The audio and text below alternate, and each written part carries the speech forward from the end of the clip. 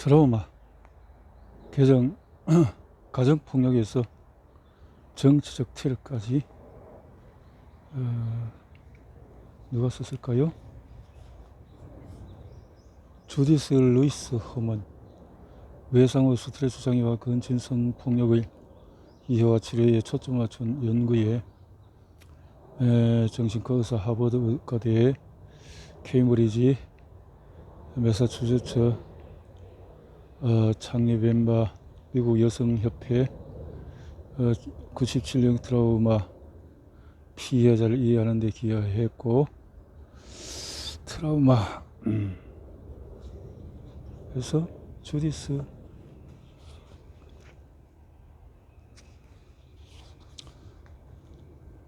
최현정 옮김 트라우마 테러까지. 이 사랑의 지배 97년도 카피라이트. 오래된 책이네요. 그런데 이렇게 새 책이지 복사가 됐나봐.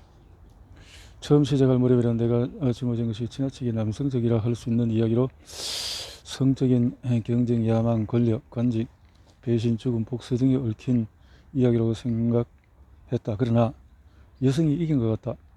그들은 이야기 주변부에서 행해진 비극 역사, 남성 플롯이 반대편에 놓인 여성의 불의정을 통해서 급이치도록 여성은 무엇을 하고자 하는지 정확히 알고 있었다.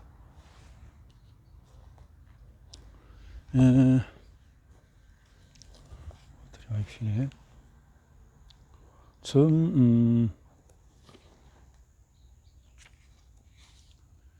살만 러시디. 남성 플롯과 여성 플롯은 결국 똑같은 이야기인 것이다. 망각된 역사, 공포, 단절, 속박, 아동학대, 치유관계, 이렇게 해서 사람들이 잔악 행위에 대응하는 대개의 방식은 의식에서 이를 몰아내는 것이다. 그러나 잔악 행위는 묻히기를 거부한다. 잔악 행위를 부정하고 싶은 소망만큼이나 강력한 것이 부정은 통하지 않는다는 깨달음이다. 무시무시한 사건을 부정하고자 하는 의지, 그것을 큰 소리로 치고자 하는 심리적인 외상을 경험한 사람은 심리적인 고통, 말할 수 없는 비밀이 존재한다는 사실에 주목하게 하는 동시에 숨길 수 없다는 거죠. 우리 시대의 진실을 발언하는 일에 전념하는 이들 중에서 조지 오웰은 이를 이중사고, 더블 싱크라고 했다. 해리, 명확한 용어는 해리, 디소시에이션. 목격자 또한 피해자 마찬가지로 외상 변제법의 지배를 받는다. 관찰자가 말끔한 생각과 차분함을 유지하여 그림의 파편 한 조각에 머무르지 않고 그 모든 조각을 다 모아서 하나로 맞추기는 어려운 것이다.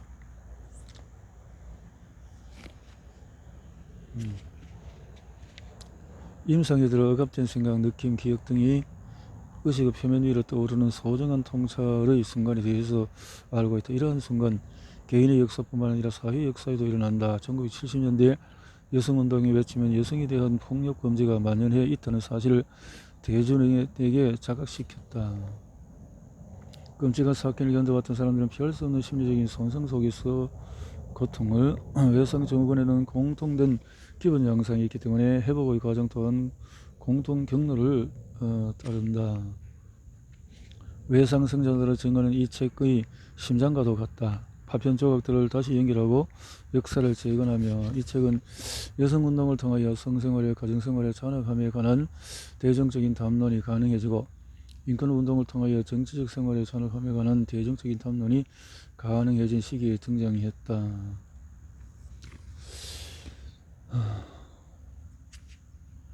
일부 외상장애, 망각된 역사에 대해서. 심리적인 외상 연구의 역사의 흥미로운 점이 있다. 바로 잦은 기억상실이다. 이 간헐적인 기억상실은 지적 연구에 영향을 미치는 유행의 흔한 변화 때문은 아니다. 심리적 외상 연구에 대한 관심은 부족하지 않다. 오히려 논쟁이 너무 격렬한 나머지 주기적으로 저주를 받았을 뿐이다. 심리적 외상을 연구한다는 것은 세계 안에 놓인 인간의 취약성과 인간 본성에 놓인 악의 가능성을 증명하는 것이다.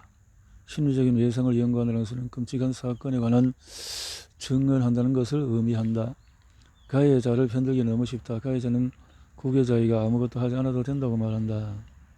가해자는 악을 보고 싶어 하지 않고 듣고 싶지도 말도 하고 싶어 하지 않는 보편적인 바람을 악용한다. 범죄에 대한 책임에서 벗어나기 위해서 가해자는 망각을 조장한다. 구계자가 고립된 상황에서 가해자의 주장을 접하게 되면 이에 저항하기는 어렵다. 사회적 환경의 뒷받침이 없을 때에 구계자는 다른 편을 바라보는 꼬임에 굴복하고 만다. 심리적인 외상에 대한 연구는 피해자를 믿지 못하거나 투명 인간으로 만들어버리려는 경향과 지속해서 싸워나가야 한다. 단지 환자들만 의심의 대상이 되는 것은 아니다. 외상 후의 상태를 연구하는 이들 또한 반복적으로 연구의 신뢰성을 의심받고 있다. 지난 세기의 특정한 심리적인 외상이 공공의식 위로 3번 표면화되었다. 매번 히스테리아의 영웅시대 19세기 20년 동안의 히스테리아라고 불리는 장애는 연구의 주요 대상이었다. 히스테리아 연구의 아버지는 위대한 프랑스 신경학자 장 마르팅 샤르코였다. 히스테리아 연구는 미저 세계를 떠나는 위대한 모험처럼 대중의 상상을 사로잡았다. 샤르코는 히스테리아를 연구한다는 사실 자체만으로도 위대한 용기를 지닌 자라는 평판을 얻었다. 히스테리아, 위대한 신경증이라고 했다. 샤르코가 잠시 히스테리아 환자들의 증상에 주의를 기울였지만 그는 환자의 내적인 삶에 관해서는 전혀 관심이 없었다. 샤르코, 다시 한번 히스테리아의 그런 지점을 눌러봅시다. 남성 인터넷 환자의 난소, 부근을 만진다. 또 해봅시다. 대개 이들은 혀를 깨물 수도 있지만 그리 흔한 일은 아닙니다. 이 활 모양의 등을 보세요. 교과서에서도 잘 나오는 현상이죠. 환자, 엄마 무서워요. 샤르코, 이 정서적인 폭발에 주목하십시오.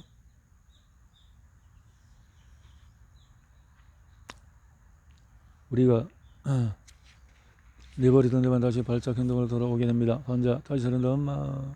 샤르코, 다시 이 비명에 주목하세요.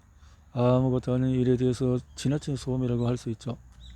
샤르코를 추적하는 이들은 그의 작업을 뛰어넘으려는 야심으로 가득했다. 이들은 히스테리아의 원인을 찾아내려했다. 특히 자네와 프로이트가 치열하게 경쟁했다. 이들 모두 위대한 발견의 1인자가 되고 싶었다. 목표를 추구하면서 연구자들은 히스테리아를 관찰하고 분류하는 것만으로도 충분하지 않다는 점을 깨달았다. 환자들과 이야기하는 것이 필요했다. 길지 않은 시간인 10년 동안 처음으로 과학 영역의 남성이 헌신적으로 여성의 말에 귀 기울이게 되었다. 매일 정작 몇 시간이나 지속되기도 했던 히스테리아 환자들과의 만남은 이상한 일이 아니었다. 외상. 히스테리아의 불가사의함에 대해서 해결적인 고통을 견디며 환자의 과거를 재구성하는 데 숨어 있었다.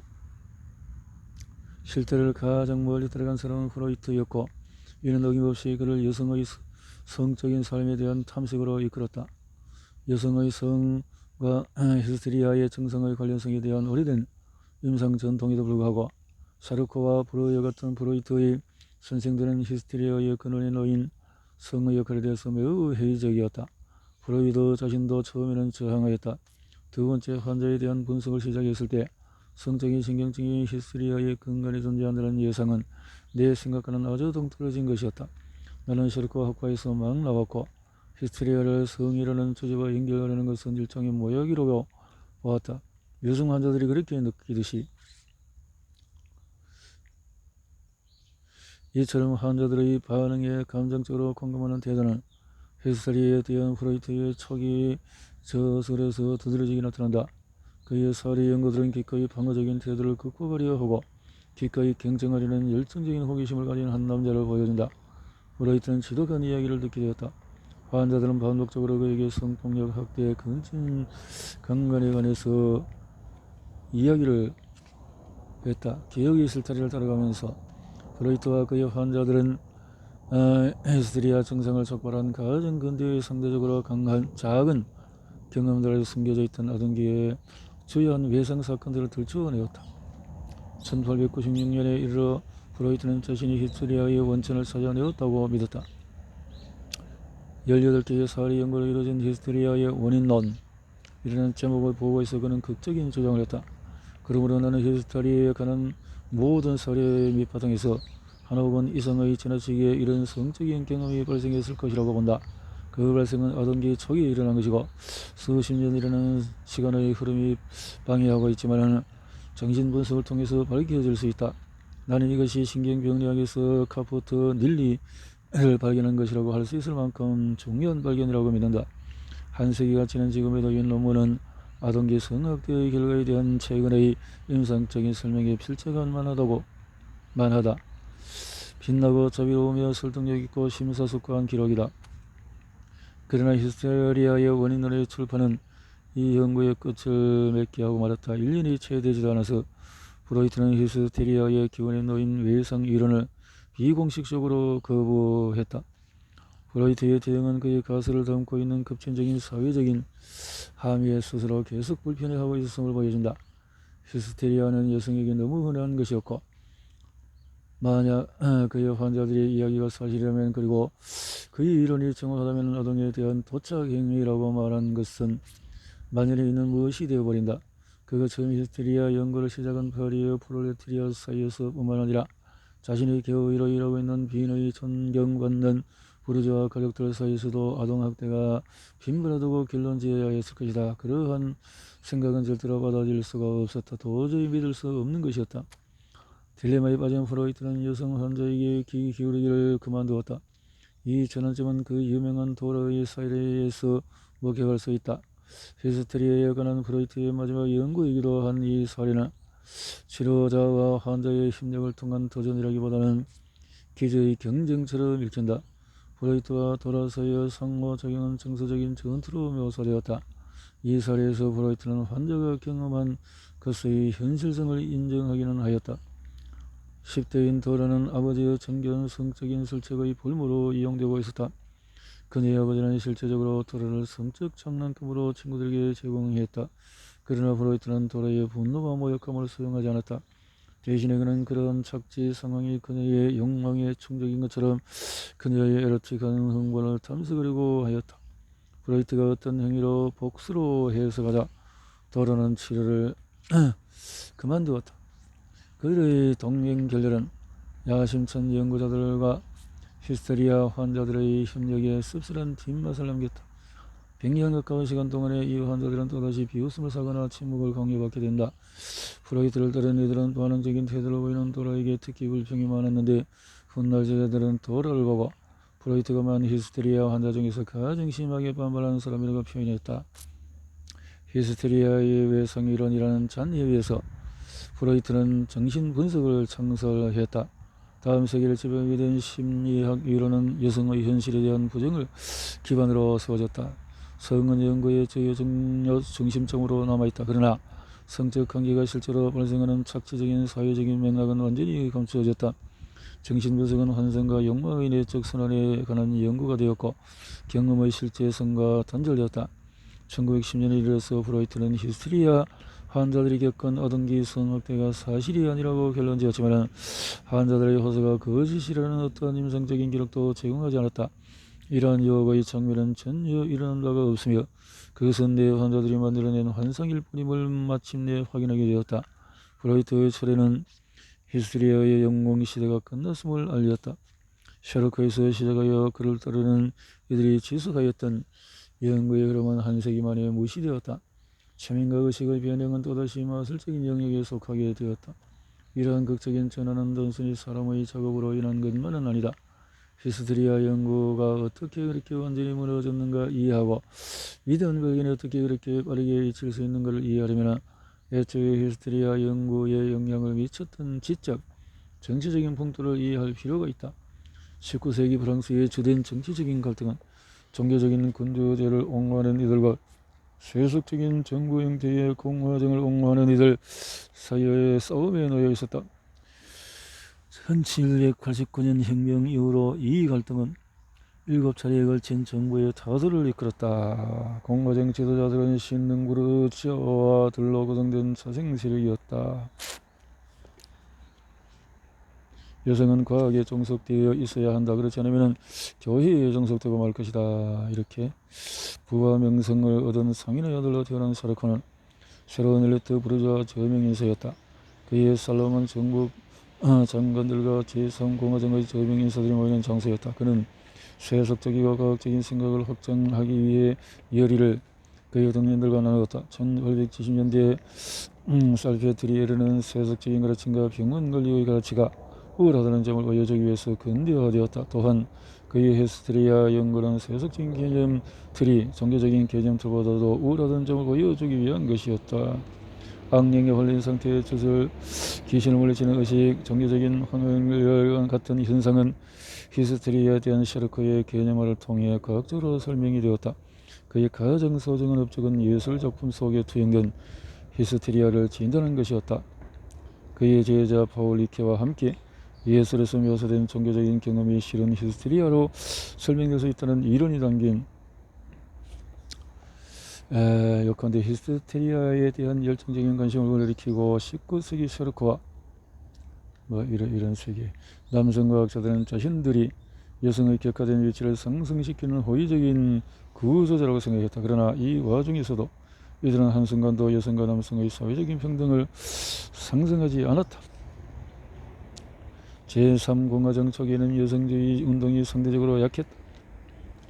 한 세대 뒤에는 공화정을 건설한 자들의 정권은 튼튼하게 확립이 되었다. 여성 인권이 이제 1880년 한 여성주의 작가는 샤르코가 진화를 연구하는 것일로 여성들을 생체 해부하며 의학계에 입문하는 여성에게 적대감을 가지고 있다고 그를 조롱했다. 세계과학계자 히스테리아의 영웅시대를 탄생시키던 정치적인 요건은 흐트러졌다. 이제 남성과학자들에게 애초에 가고자 했던 것에서 멀리 떨어진 것으로 이끌려 연구를 계속해야 할 명분이 더 이상 남아있지 않았다. 히스테리아 연구는 남성과학자들을 황홀경, 감정 그리고 성의 사후세계로 유인했다. 남성 과학자들은 애초에 듣고자 했던 것 이상으로 여성에게 귀를 기울였고 애초에 여성의 삶에 대해서 알고자 했던 것이 이상으로 더 많은 것을 알게 되었다. 히스테리아 연구가 이데올로기적인 개혁의 역할을 맡는 한 이 영역의 발견은 널리 칭송받고 과학자들은 인간애와 용기를 갖춘 자로 존경받게 될 테지만 정치적인 자극은 희미해져 버리고 말았다. 반격은 1893년 샤르코가 죽기 훨씬 전부터 시작이 되었다. 샤르코는 점점 더 파리의 사회를 사로잡았던 대중적인 히스테리아 시연이 얼마나 믿을 만한 것인지 밝히라는 요구를 받게 되었다. 샤르코가 체면과 히스테리아의 세계에서 물러선 것처럼 브로이어는 여성의 정서적인 애착의 세계에서 물러났다. 브로이가 자신의 특별한 사례를 프로이트와 함께 출판하긴 했지만 그는 꺼리는 것이 많고 의심이 많은 탐구자였다. 프로이트의 연구는 알려지지 않은 여성의 현실을 가장 멀리 나아갔다. 히스테리아의 근원에 있는 아동기 성착취에 관한 프로이트의 발견은 사회적인 신념의 한계를 넘어서는 것이었고 따라서 그는 전문성에서부터 완전한 추방이라는 처지에 놓이게 되었다. 자신에게 영광을 가져다 줄 것이라고 기대했던 히스테리아의 원인론의 출판으로 그는 원로와 동료들부터 냉담하고 완전한 침묵에 직면해야 했다. 얼마 되지 않아 프로이트는 폴리스에게 편지를 썼다. 나란 자네가 생각할 수 있는 것만큼 고립되었네. 그 말을 내뱉자마자 버림받았고 내 주변에는 텅 빈 공간이 형성되고 있네. 심리적인 외상 연구에 대한 프로이트의 퇴각은 논란거리가 되었다. 그의 처리는 비겁한 행동으로 비방을 당해왔다. 지식의 진보가 고도한 천재 남성의 프로테우스적 행동으로 여겨지던 당시에 프로이트가 이러한 종류의 인신공격을 받은 것은 기이한 전제처럼 보인다. 그러나 아무리 힘있는 논쟁이며 타당한 관찰이었어도 어찌되었든 간에 히스테리아 연구를 지지할 만한 정치적인 사회적인 밑바닥이 없는 상태에서 프로이트의 발견은 용납될 수 없었다. 비니에서 그러한 바탕은 존재한 적이 없었고 프랑스에서는 빠르게 사라져 가고 있었다. 프로이트의 경쟁자로서 히스테리아의 위해성 이론을 지켜내고 자신의 히스테리아 환자들부터 떠나지 않았던 자네는 자신의 작업이 잊히고 자신의 생각이 무시당하는 것을 지켜봐야만 했다. 초기에 이런 여성학대의 사건을 통한 전개를 보네요. 프로이트가 마주했어야 할 극심한 도전을 생각한다면 그의 전면적인 처리는 이해할 만하다. 자신의 일을 단단히 고수하는 것은 여성과 아동에 대한 성적인 억압의 깊이를 확인하는 일이 되었을 테니까 이러한 입장을 지적으로 타당하고 지지할 유일한 잠재적인 원천은 막 시작하는 여성운동이었지만 여성운동은 프로이트의 소중한 남성 정신적인 가치들을 위협했다. 프로이트처럼 정치적인 신념과 직업적인 야망을 지닌 사람이 그러한 운동과 함께 한다는 것은 생각할 수 없는 일이었다. 과장하여 표현하자면 그는 심리적인 외상에 대한 연구와 여성으로부터 일순간에 그 자신을 해리시켰다. 프로이트는 여성의 열등함과 거짓스러움을 학설의 기본관점으로 삼는 인간 발달 이론을 확립해갔다. 여성주의적인 정치 풍토에서 이 이론은 지속되었고 무성해졌다. 히스테리아의 탐색을 논리적으로 끌어갔던 초기 연구자 중에서 유일하게 남은 이는 브로이어의 환자였던 안나오였다. 여성 사회복지사에서 한 여성 안에 한라산이 살아있었다. 여성운동이 이렇게 생기는군요.